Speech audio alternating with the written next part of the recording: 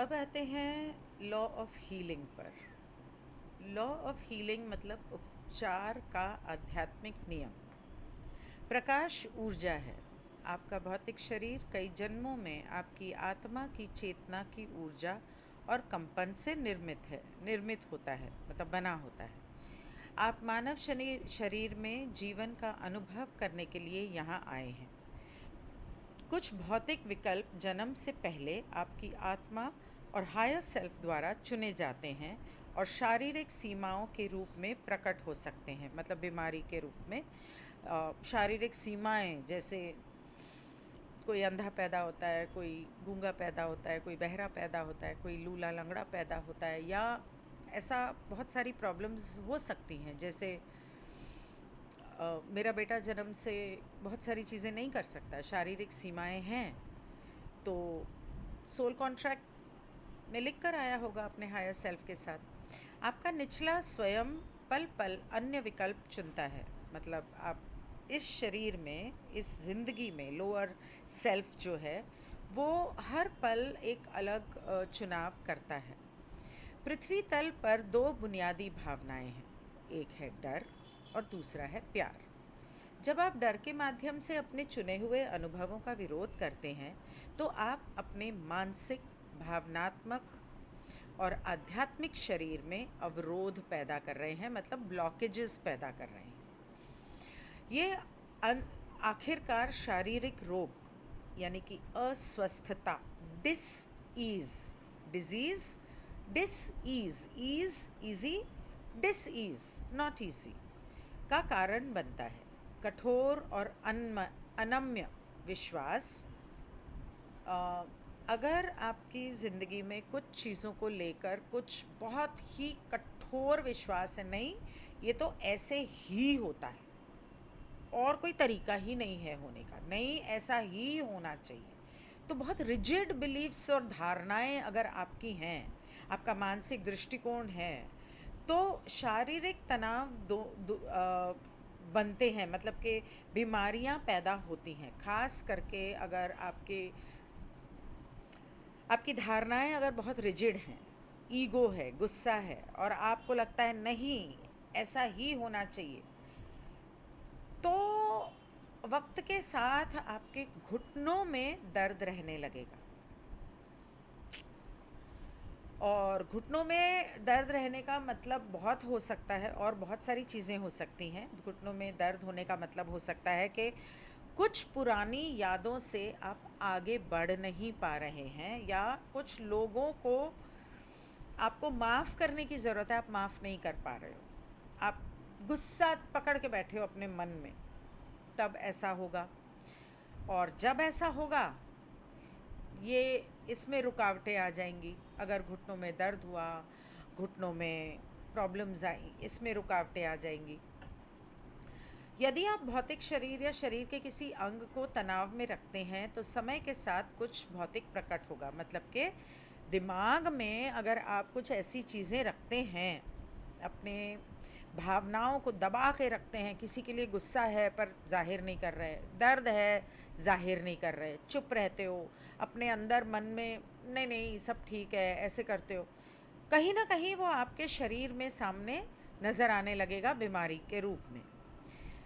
अस्वीकृत या दबी हुई भावनाएं शरीर के भीतर तब तक बैठी रहती हैं जब तक कि वे शारीरिक बीमारी में प्रकट न हो जाएं। इसमें एक क्षण से लेकर, जब एक क्षण में हार्ट फेल या हार्ट अटैक हो सकता है, उससे एक क्षण से, या चोट लग सकती है, एक क्षण से लेकर 8.5 साल लग सकते हैं। आखिरकार 8.5 साल में वो बाहर आ ही जाएगी। इसीलिए कैंसर का पता कई बार सालों तक नहीं लगता, डायबिटीज़ का नहीं पता चलता, और बहुत सारी ऐसी बीमारियों का नहीं पता चलता। जब आप अपने आध्यात्मिक स्वतः को स्वीकार करने में विफल होते हैं, अपने आध्यात्मिक स्वतः को अपनाने में, स्वीकार करने में फेल हो जाते हैं, तो आप दिव्य ऊर्जा की आपूर्ति में बाधा डालते हैं और फाइनली आपका भौतिक शरीर सूख जाएगा। मतलब कि जब आप ये नहीं मानते कि आप एक आध्यात्मिक अ, रोशनी के आपका अस्तित्व जो है वो रोशनी से बना है और आप एक आध्यात्मिक स्वतः हैं और आप ईश्वर का प्रेम और विश्वास अपने अंदर आने से रोकते हैं, प्रेम को रोकते हैं, ज्ञान को रोकते हैं, आध्यात्मिक ज्ञान, तो आपके अंदर जो ऊर्जा है वो धीरे धीरे सूखती जाएगी। और इसीलिए बुढ़ापा जल्दी आता है और इसीलिए जल्दी लोग कभी कभी जल्दी छोटी उम्र में भी मर जाते हैं। मतलब मैं जवानी की बात नहीं कर रही, मतलब जो पहले 90 तक जीते थे या 110 तक जीते थे, आज 60 में ही जीने लायक नहीं रहते। सभी खराब स्वास्थ्य या रोग ठहराव के कारण होते हैं, मतलब ऊर्जा के ठहराव के कारण होते हैं। सभी खराब स्वास्थ्य या बीमारियां स्थिर ऊर्जा के कारण होती हैं। जब आप खुशी और आंतरिक खुशी महसूस करते हैं तो आपकी कोशिकाएं प्यार से प्रवाहित होती हैं और आपका शरीर स्वस्थ होकर प्रक्रिया करता है। अगर आपके अंदर कोई प्रॉब्लम है, मानसिक, भावनात्मक या शारीरिक, खुद को प्रेम दो। अपनी एक एक कोशिका को प्रेम दो। आप उसे ऐसे आई लव यू भी कह सकते हो, आई लव यू भी कह सकते हो। बाल गिर रहे हैं, I love you, I love you. बालों को आई लव यू ऐसे मतलब पकड़ के आई लव यू कर सकते हो। प्यार दो, उनका ध्यान रखो, अटेंशन दो। तो कल नहीं, परसों जब एक दिन था मेरे पास, तो पा को बुलाया था और उनसे बातें हो रही थी। बहुत लंबी बातें नहीं हो पाई। पा भी तब यही कह रहे थे कि जानवरों को, पौधों को अटेंशन और प्यार की ज़रूरत होती है, तभी वो पनपते हैं। और बहुत लंबी बात इसलिए नहीं हो पाई, एक तो पा देर से आए और उसके अलावा मेडिटेशन करना ज़रूरी था। और भी लोग थोड़ा लेट हो गए थे, तो उनके इंतज़ार में हम लोग कुछ खाने पीने बैठ गए और उसके बाद मेडिटेशन किया। मेडिटेशन का वीडियो एक डाला है, दूसरा अभी डालती हूँ।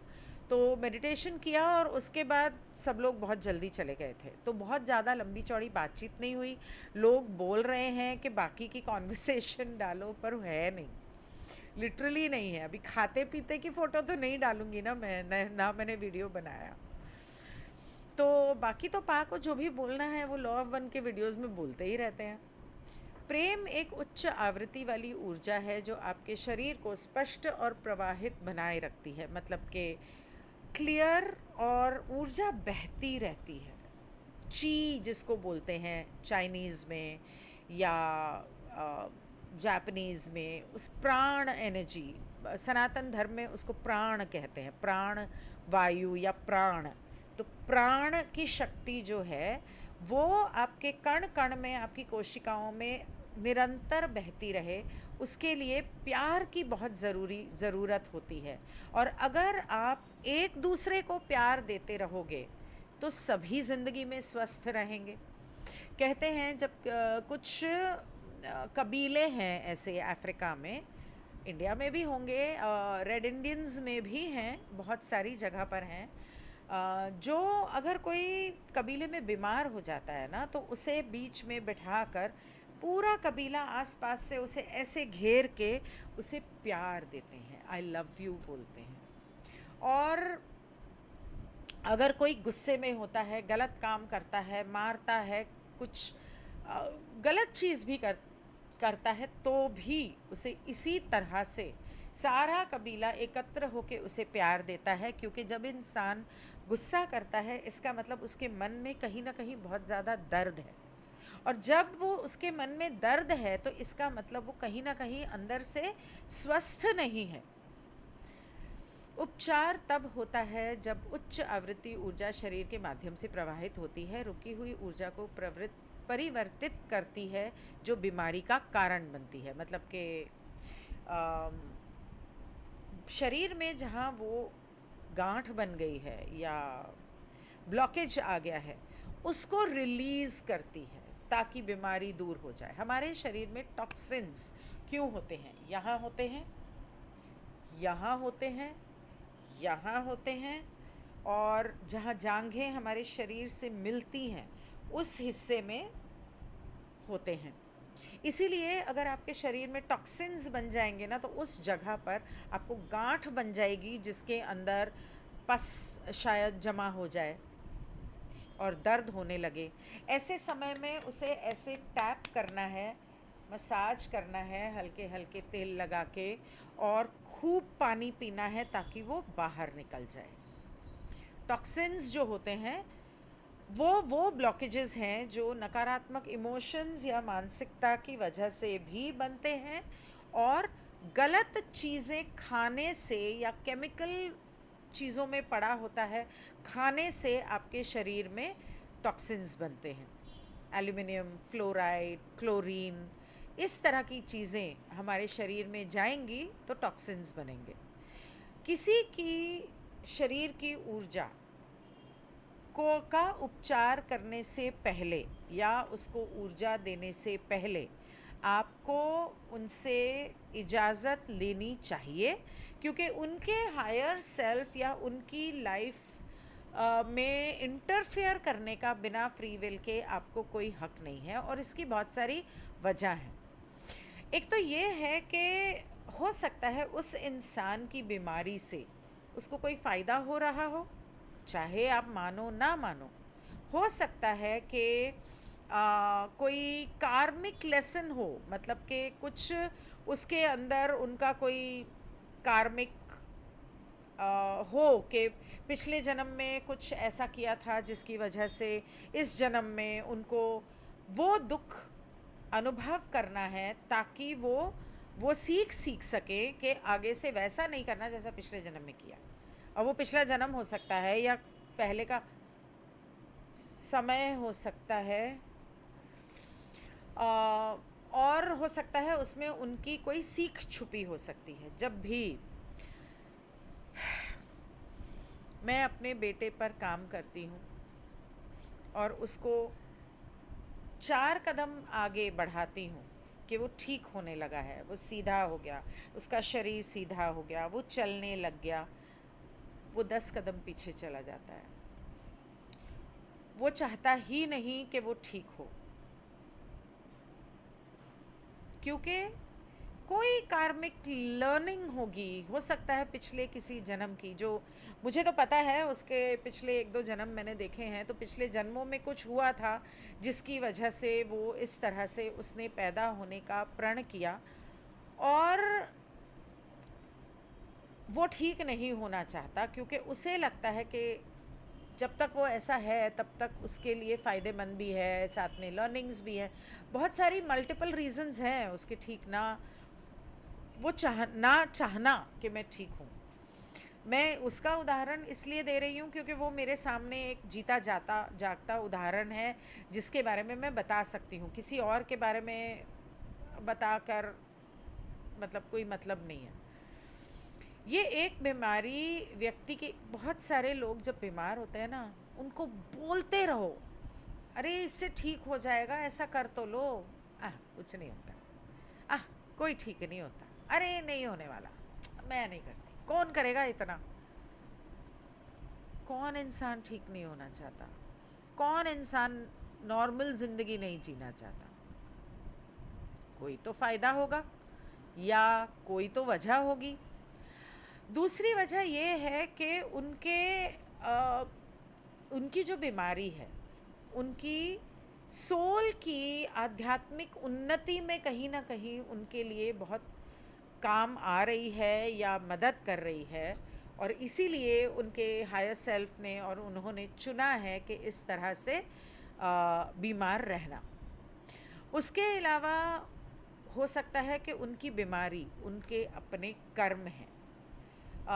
अगर उन्होंने नहीं सीखा है जो उनको बताया गया था सीखना, या जो वो सीखने आए थे, मतलब आप यहाँ पे ये चीज़ सीखने आए थे और आप वो सीख ही नहीं रहे हो, मतलब आपने मुँह ही मोड़ा हुआ है कि मैंने नहीं सीखना, बस मैं तो ऐसा ही हूँ, मैं ऐसा ही हूँ, भाड़ में जाए। नहीं, मतलब मैं उसको हर चीज़ को पीछे छोड़ दूँगा पर मैं नहीं बदलूँगा। तो आप अगर उस ऐसे इंसान को हीलिंग भेजोगे ताकि वो सुधर जाए या उसके वो ठीक हो जाए, तो उसकी आध्यात्मिक उन्नति के लिए ये सही नहीं होगा। उसके बाद दूसरा ये है कि हो सकता है अभी उनके लिए समय नहीं आया। उनकी आत्मा जानती है, उनका हायर सेल्फ जानता है कि ठीक होने का सही समय कब है। कुछ लोग सारी ज़िंदगी नहीं सीखते, अंत में आके साल 2 साल पहले अचानक कोई ट्यूबलाइट जलेगी और वो सारी ज़िंदगी की अपनी कमी को पूरा कर देंगे और सीख लेंगे और जो भी है। और जैसे ही उन्होंने सीखा, ऊपर उनके पास अपने उपचार की सुविधा के लिए किसी और के साथ आध्यात्मिक ऋणानुबंध होगा। मतलब कि उन्होंने अपने सोल कॉन्ट्रैक्ट में तय किया होगा कि मैं बीमार पड़ूंगा और तुम मेरा उपचार करना। अब वो पैसे लेके है या फ्री है या जैसे भी है या जो भी है, तो किसी के साथ कोई कार्मिक कॉन्ट्रैक्ट होगा, सोल कॉन्ट्रैक्ट। ये तय करना आप पर निर्भर नहीं है कि व्यक्ति के सर्वोच्च हित के लिए क्या है, क्या सही है और क्या नहीं है। ये उनका हक है निर्णय करने का। अगर आप संबंधित व्यक्ति से अनुमति मांगने में असमर्थ हैं, जैसे मैं जब अपने बच्चों को बोलती थी कि मैं तुम्हें रेकी देना चाहती हूँ, तो वो नहीं देने देते थे। तो जब वो सो रहे होते थे ना, तो सुबह सुबह उठ के मैं उन्हें ऐसे रेकी देती थी, और जैसे ही मैं देना शुरू करती थी 5 मिनट भी नहीं होते थे और अचानक झटके से ऐसे वो उठते थे और बोलते थे, मना किया ना आपको, नहीं चाहिए मुझे रेकी, जाओ यहाँ से। क्या जा रहा उनका। फिर मैं क्या करती थी, अपने कमरे में बैठ के उनको डिस्टेंट हीलिंग देती थी। उसके बारे में भी आएगा आगे। तो नहीं, हमको नहीं चाहिए, तुम्हारी समझ में नहीं आता। जब कोई मना कर रहा है तो आप उनको नहीं दे सकते, लेकिन अगर किसी कुछ ऐसे हालात हैं कि आप सामने वाले से पूछ नहीं सकते, तो आप मन में उनसे मेडिटेशन में बैठ के पूछ सकते हो कि मैं तुम्हें हीलिंग देना चाहती हूँ, क्या मैं दूँ? आपको उसी वक्त तुरंत जवाब आप ही के मन में आएगा, और वो जेन्युइन जवाब होगा, वो आपका दिमाग नहीं बोल रहा। अभी ये सवाल पूछते पूछते मैंने 2 लोगों से ये सवाल किया अपने मन में कि मैं तुम्हें हीलिंग देना चाहती हूँ। एक ने सीधे ना बोल दिया और एक ने हाँ बोला। जब आप ऐसा करते हो तो वो जवाब जेन्युइन होता है, तो आपको चिंता करने की ज़रूरत नहीं है। लेकिन इसका मतलब ये नहीं कि आप अपने मन में मान लो। आपको 5 मिनट 2 मिनट की मेडिटेशन करके बैठ के उस इंसान को सामने बुलाना है। मतलब कि उन्हें कहना है, आओ मेरे सामने बैठो, या मैं तुम्हें बुला रही हूँ, सामने आओ। उन्हें अपने सामने कल्पना में देखना है और उनसे पूछना है कि मैं तुम्हें इस चीज़ के लिए या जनरली तुम्हें हीलिंग देना चाहती हूँ, क्या मैं दे सकती हूँ? और आपको आपका जवाब मिल जाएगा। और अगर वो ना कहते हैं तो आप उन्हें हीलिंग नहीं दे सकते, ये सही नहीं होगा।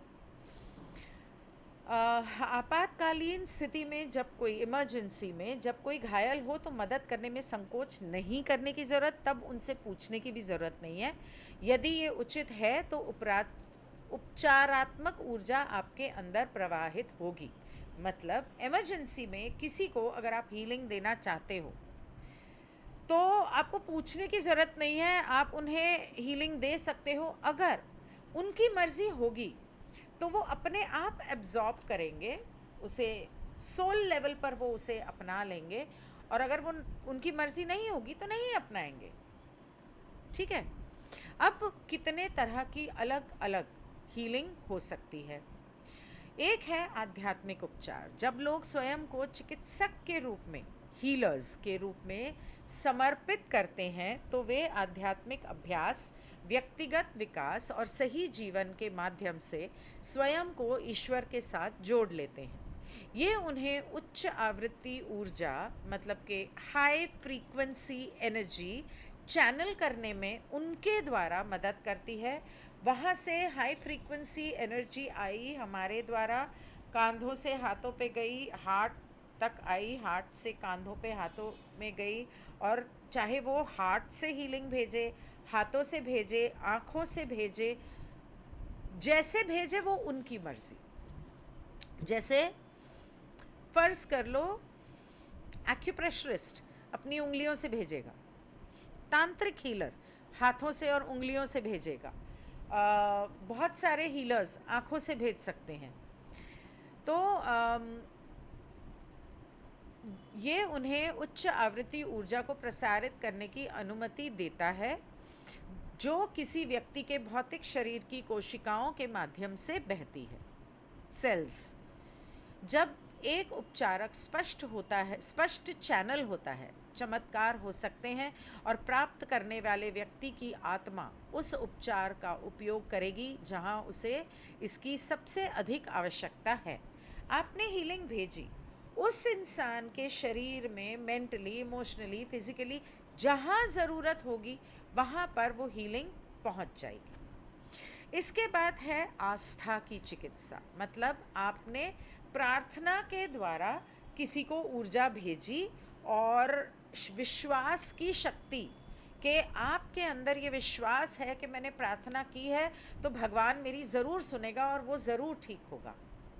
सिंपल। एनर्जी हीलिंग जब आप किसी को भेजते हैं तो एक तो आप अपने द्वारा भेजते हैं, आगे पता नहीं रेकी हीलिंग है या नहीं, हाँ है, ठीक है, तब मैं बताती हूँ फिर। एटीट्यूडनल मतलब व्यावहारिक उपचारकर्ता अपने ग्राहक को अपना दृष्टिकोण बदलने में मदद करता है, जैसे काउंसलिंग, साइकोलॉजिस्ट, साइकोथेरेपी, हिप्नोथेरेपी के द्वारा हो सकता है, इनर चाइल्ड हीलिंग।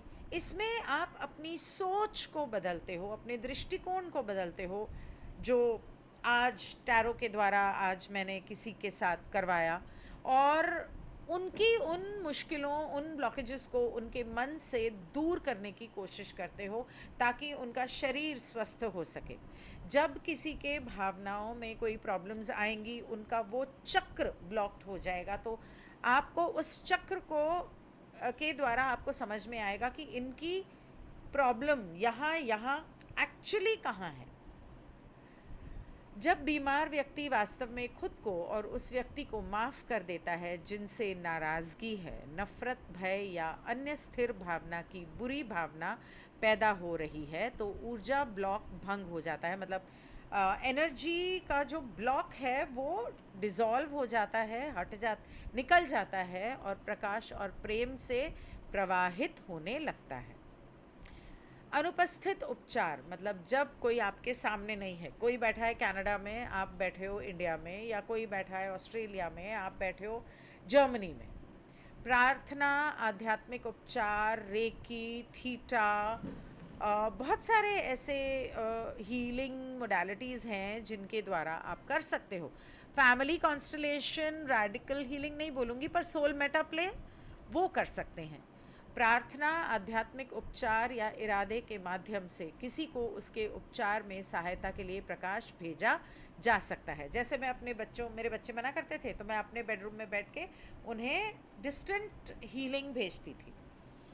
चुंबकीय उपचार, मैग्नेट थेरेपी, यदि किसी के पास अतिरिक्त व्यक्तिगत ऊर्जा है तो इसका उपयोग निचली आवृत्तियों को प्रसारित करने के लिए नीचे के 3 चक्र किया जा सकता है जो किसी अन्य को अवरुद्ध करती हैं। निचले चक्र नहीं, निचली फ्रीक्वेंसीज को बदलकर उन ब्लॉक्स को हटाकर उस ऊर्जा को हायर फ्रीक्वेंसी में लाया जा सकता है। ऊर्जा को नृत्य, ये मैं पहले भी कह चुकी हूँ कई बार कि अकेले में जब लो फील होता है या कोई ऐसी नेगेटिव भावना आती है तो म्यूज़िक लगाओ, कमरे में डांस करो, डजेंट मैटर कौन देख रहा है। नृत्य अनुष्ठान मतलब कि कोई हवन आप करते हो, चांटिंग यानी कि जप ये करते हो, इसके द्वारा आप उन निचली फ्रीक्वेंसीज़ को बढ़ा सकते हो, लोअर फ्रीक्वेंसीज़ को हाई कर सकते हो, क्योंकि यह दैवीय ऊर्जा नहीं है। उपचार जब तब तक नहीं टिक सकता जब तक कि यह व्यक्ति के स्वयं उपचार तंत्र को ट्रिगर न कर दे। मतलब कि मे नॉट लास्ट, जब आप किसी और के लिए करते हो तो जब तक वो खुद ये करना नहीं चाहता या उसके अंदर सेल्फ हीलिंग की भावना नहीं आती, तो आप उसको कितनी भी हीलिंग भेजते रहो, वो थोड़ी देर के लिए काम करेगी, हो सकता है उसके बाद ना करे। आपने हीलिंग भेजी तो मैं ठीक थी, फिर कल पता नहीं फिर दोबारा कुछ क्या हो गया। रेकी चिकित्सक उच्च आवृत्ति सार्वभौमिक प्रतीकों के प्रति अभ्यस्त होते हैं। हीलर्स जो होते हैं वो यूनिवर्सल सिंबल्स, लाइट लैंग्वेज के सिंबल्स, रेकी सिंबल्स, सिजिल सिंबल्स, इस तरह बहुत सारे सिंबल्स होते हैं जिनके साथ वो अट्यून्ड होते हैं और उनके द्वारा वो हीलिंग भेज सकते हैं। तो आमतौर पे हाथ पे इस तरह से, मैं मेरे पुराने मेडिटेशंस आप देखोगे तो सब में मैं इस तरह से आपको दिखूंगी बनाते हुए, हाथ के ऊपर कुछ बना रही हूँ, या क्रिस्टल वॉन्ड लेके मैं हवा में इस तरह से ऐसे ऐसे कर रही हूँ। ये एक टेलीविज़न सेट की तरह है जिसे ट्यून किया जा रहा है। जब आप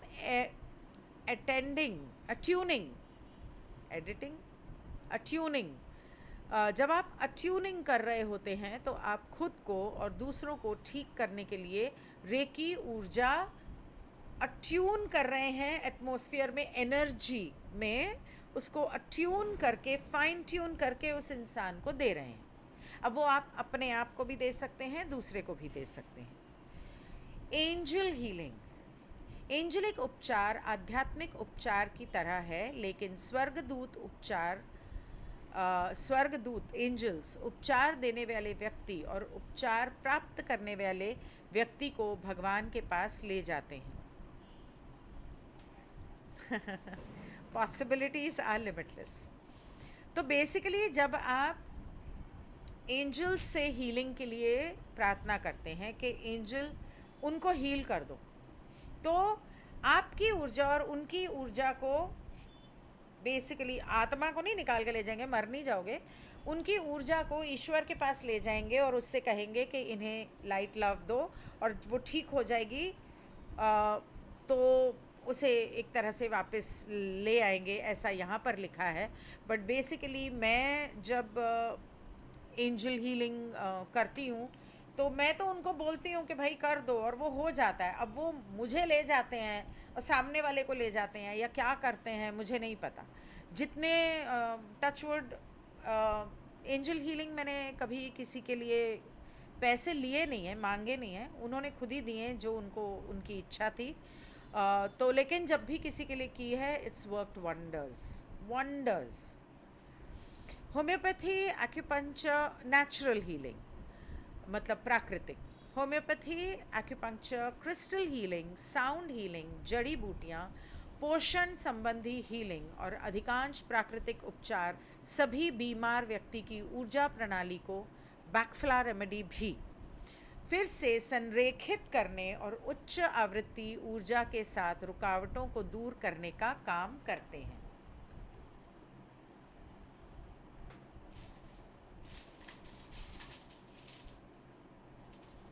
जैसे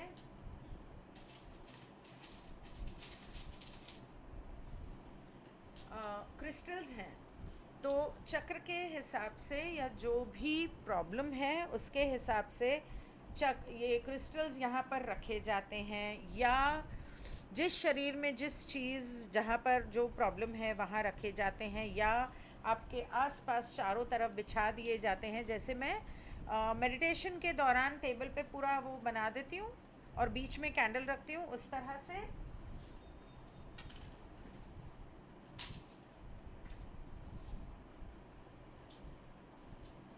या पेंडुलम के द्वारा भी हीलिंग होती है। तो पेंडुलम को लेफ़्ट हैंड में पकड़ा जाता है। क्रिस्टल पेंडुलम हो सकता है, मेटल हो सकता है, और उसको आपको जब आप ऐसा करते हो तो पहले तो आपको ये पता चलता है कि उस चक्र में कितनी ब्लॉकेज है या उस जगह में कितनी ब्लॉकेज है। उसके बाद आप उसे हीलिंग देकर फिर दोबारा चेक कर सकते हो कि वो ठीक हुआ है या नहीं हुआ है। बैकफ्लावर रेमेडी जो होती है वो होम्योपैथी की तरह होती है। उसमें ख़ास करके अगर कोई डिप्रेशन में है या कुछ ऐसा है तो रेस्क्यू रेमेडी के नाम से आपको एक बॉटल मिलेगी होम्योपैथी के दुकान में। डॉक्टर मतलब बैकफ्लावर रेमेडी जो लोग करते हैं या होम्योपैथिक डॉक्टर से पूछ कर उसे लेना, कितनी लेनी है, कैसे लेनी है। क्रिस्टल हीलिंग मतलब पहने भी जाते हैं, ब्रेसलेट्स गले में पहने जाते हैं, पेंडेंट जो आपके हार्ट चक्र से थोड़ा सा 1 इंच ऊपर या नीचे हो, तो पेंडेंट्स पहने जाते हैं, रिंग्स पहनी जाती हैं। तो ये भी क्रिस्टल्स ही, ये भी क्रिस्टल है। तो क्रिस्टल्स के जब आप रिंग पहनते हैं, जब आपको स्किन को टच करता है और सूर्य की किरण जब इस पर पड़ती है तो वो आपके वो नस को एक्टिवेट करता है। तो इसी तरह यहाँ पर हमारी सारी नसें होती हैं। तो ब्रेसलेट पहनने से ये हमारे स्किन को जब टच होता है तो हमारी उन नसों को एक्टिवेट करता है। और साउंड हीलिंग,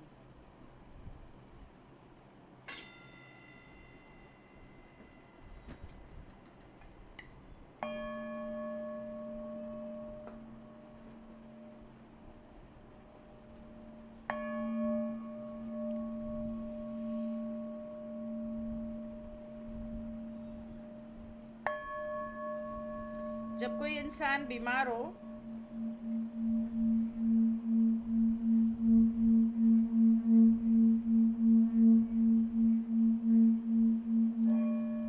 उनके उस चक्र के ऊपर या तो पकड़ के इसे साउंड हीलिंग किया जाता है या उसके आसपास रख के अलग अलग बोल्स को, उसका साउंड अलग है, इसका अलग है, वो बेल का अलग है, तो वो साउंड से उन्हें हीलिंग दी जाती है।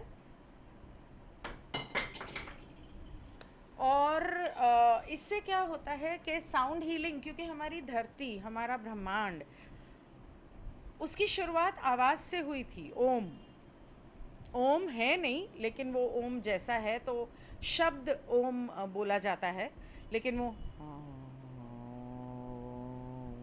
ऐसा कुछ है। तो साउंड हीलिंग से क्या होता है कि आवाज़ जो है, अगर आप दुखी गाने सुनते हैं तो आपको रोना आ जाता है। साउंड हमारे शरीर के हर कोशिका, हर सेल में जाकर असर करता है, और जब आपके शरीर में उस साउंड को हीलिंग फ्रीक्वेंसी साउंड्स जब आप ज़्यादा समय के लिए सुनोगे, तो डिपेंड करता है आप कौन सी फ्रीक्वेंसी सुन रहे हो। अलग अलग फ्रीक्वेंसीज़ होती हैं। तो जब आप वो, हर कलर की फ्रीक्वेंसी होती है, हर साउंड की फ्रीक्वेंसी होती है, हर क्रिस्टल की चीज़ों की फ्रीक्वेंसी होती है। तो जब आप साउंड फ्रीक्वेंसी बहुत समय तक सुनते हो तो वो आपके, जैसे कोई लो फील कर रहा है तो उन्हें 369 या 963 की फ्रीक्वेंसी का म्यूज़िक अगर वो सुनेंगे तो उन्हें बेहतर लगेगा। That is God's love frequency. और न्यूट्रिशनल हीलिंग मतलब डाइट का कहने का मतलब है कि प्राकृतिक डाइट लें, यानी कि कच्चे फल, कच्ची सब्जियां, सैलड, सूप हो गया, दूध से दूर रहें, नॉनवेज से दूर रहें, और समय पर खाएं, और इस तरह से। और कभी भी पूरा भरपेट ना खाएं, थोड़ा सा कम। और पानी जो है वो सही होना चाहिए, मतलब कि पानी भरपूर पीने की ज़रूरत होती है, लेकिन अगर आप फल खाते हैं तो पानी की ज़रूरत नहीं पड़ेगी, क्योंकि फलों में अपना पानी बहुत होता है।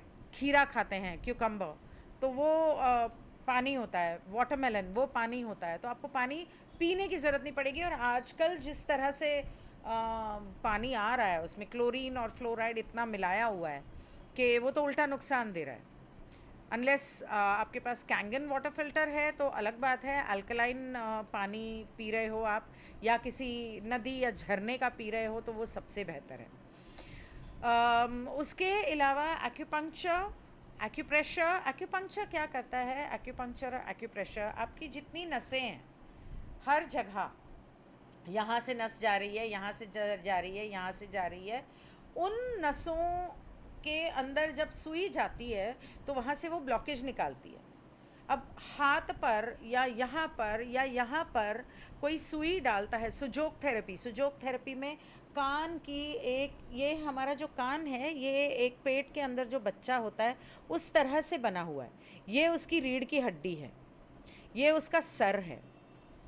तो इस तरह से कान के ऊपर अगर आप रेगुलर मसाज करते हैं, हेड मसाज करते हैं, अपने हेड के ऊपर एक एक पॉइंट पे प्रेशर देते हैं, आपकी उंगलियों में जगह जगह अगर आप प्रेशर देते हैं, हर नस आपके अलग अलग बॉडी पार्ट के साथ कनेक्टेड है। जैसे ये आपके I think if I am not wrong, ये आपके डाइजेशन का है, ये तो पेट में कोई प्रॉब्लम है तो इस तरह से, ये आपका सर है, सर दर्द वगैरह जो होता है, साइनस होता है, तो ये जितनी उंगलियों के जोड़ हैं ये सारी आपके गर्दन और शोल्डर से जुड़ा हुआ है।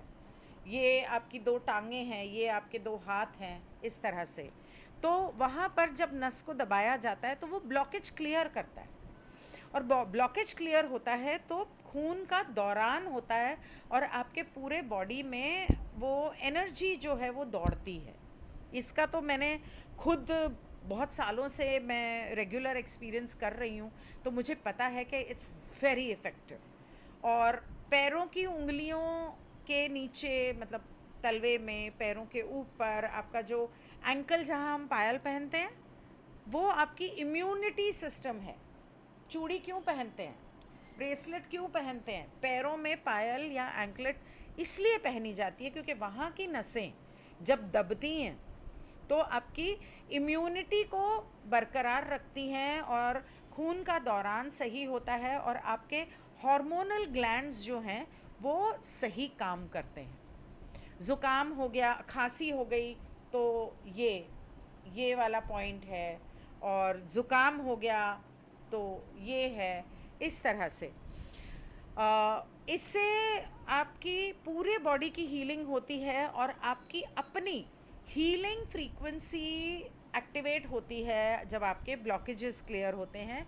तो गॉड की लव लाइट एक तरह से आपके अंदर दौड़ती है, प्राण शक्ति, मानव चेतना बढ़ रही है। और कुछ रह गया, मैग्नेटिक हीलिंग। ओके, तो ये बहुत पुरानी बात है। मेरा बेटा कुछ 2 साल का था, बड़ा वाला, और उसके लिए मैं हर मुमकिन कोशिश कर रही थी। तो तब मेरे डैड ने मुझे मैग्नेटिक थेरेपी के बारे में बताया था। मैग्नेटिक हीलिंग जो है, हर्ब्स भूल गई मैं, हर्ब्स मतलब अदरक, लहसुन, रोज़मेरी, तुलसी, पुदीना, इन चीज़ों से, दालचीनी, इलायची, लौंग, इन चीज़ों से हीलिंग करना, पत्तों से। तो मैग्नेटिक थेरेपी में नॉर्थ एंड साउथ पोल के 2 मैग्नेटिक होते हैं, उनको दोनों को दिया जाता है। और आप जैसे साउथ वाला नीचे रखते हो तो ऊपर पानी की बॉटल रखते हो, या तांबे का एक जग सा होता है जिसके ढक्कन में नॉर्थ पोल का मैग्नेट लगा होता है। उसके अलावा एक स्टैंड आता है, मैग्नेटिक स्टैंड, जिसके अंदर नॉर्थ साउथ के मैग्नेट्स डाले होते हैं, जिस पे आप अपना पानी का घड़ा रख दो, तो वो उसको चार्ज करता है मैग्नेटिकली। चश्मा आता है जिसमें, जब मेरे पास पड़ा है, मैं पहनती नहीं हूँ, आलसी। चश्मा आता है, अगर आपको नंबर है तो वो ऐसे 2 मैग्नेट्स लगे हुए हैं, और उसके बीच में होल है, तो आपको नज़र आता है, मैं भूल जाती हूँ, पड़ा हुआ है, तो नज़र आता है, पर वो मैग्नेट लगा के बैठने से, सोने से आपकी आँखों का नंबर चला जाता है। और इस तरह से मैग्नेटिक बैंड्स आते हैं जो आप हाथ पे बांधते हो, पैर पे बांधते हो, या मैग्नेट के वो कुछ मैट जैसा कुछ आता है, उसके ऊपर दोनों पैर रख कर आप बैठते हो। तो मैग्नेट थेरेपी, क्योंकि हम सब चार फील्ड्स, एनर्जी फील्ड्स से बने हैं, और उसके अंदर एक इलेक्ट्रोमैग्नेटिक फील्ड है और एक स्टैटिक इलेक्ट्रोमैग्नेटिक फील्ड है, if I am right, I don't remember, but I think that's what it is. तो मैग्नेटिक थेरेपी बहुत काम करती है आपकी ऊर्जा को सेटल करने में और बैलेंस करने में, संतुलन करने में। मेरे ख्याल से ग्रुप में किसी ने मुझे नंबर दिया था, मुझे याद नहीं आ रहा, किसी ने दिया था कि वो मैग्नेट थेरेपी के लिए, मैं मुझे याद नहीं आ रहा है कौन है। तो मानव चेतना बढ़ रही है, जिससे उच्च चक्र या आध्यात्मिक ऊर्जा केंद्र खुल रहे हैं। इस समय अधिक से अधिक लोग उपचार देने के लिए आकर्षित होते हैं। उपचार होता है क्योंकि प्रकाश अस्वस्थता, बीमारी के निचले स्पंदनों मतलब लोअर फ्रीक्वेंसी में कोई इंसान जी रहा है, या उसके मानसिक या भावनात्मक तौर पे उसकी फ्रीक्वेंसी लो है, इसलिए बीमारी आती है। अगर आप, सीधी बात है, खुश रहो, आप माफ़ करना सीखो, आप प्रेम में जियो, पास्ट को भूल जाओ, फ्यूचर को भूल जाओ, as in take responsibility for your future, but don't live in the future. And आज और इस पल में जीना शुरू करो। आई मीन, सीखना पड़ता है, खुद को सिखाना पड़ता है, तो हो सकता है ऐसा। सो ये था लॉ ऑफ हीलिंग, थोड़ा लंबा हो गया, I am sorry, but I am sure you needed that and you enjoyed it.